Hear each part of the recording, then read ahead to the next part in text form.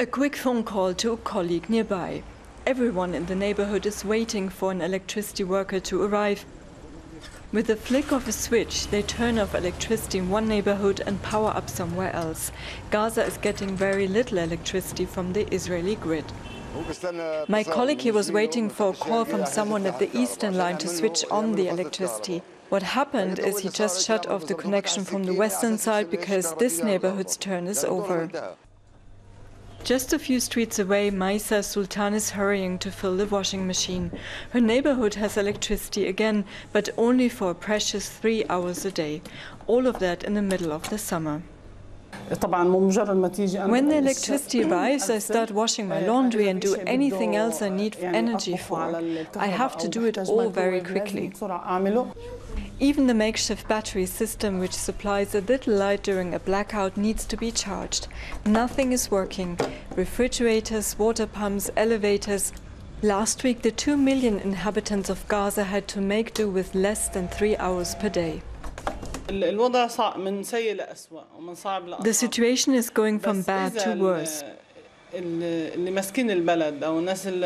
if our self-proclaimed leaders in Gaza and the West Bank would not just consider their own interest, but finally take the wishes of the people into account, then something might change.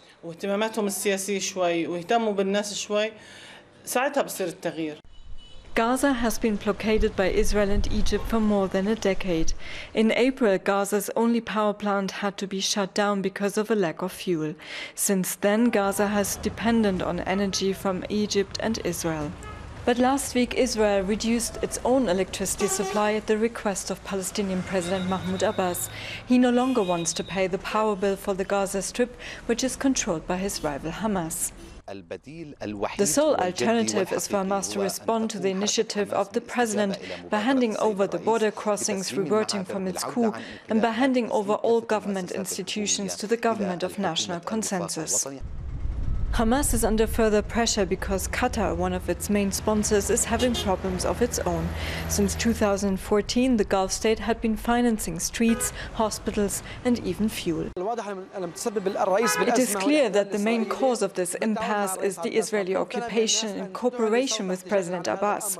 People should protest against those behind the blockade.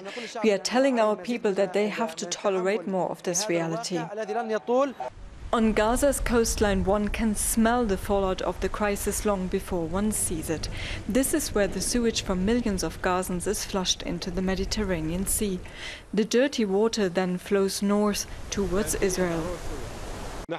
We are talking about 100,000 cubic meters of sewage water that reaches the beach. It's either only partially treated or not at all. And while Egypt recently delivered a small amount of fuel to the Gaza Strip, that shipment was just a drop in the ocean in an ever-worsening crisis.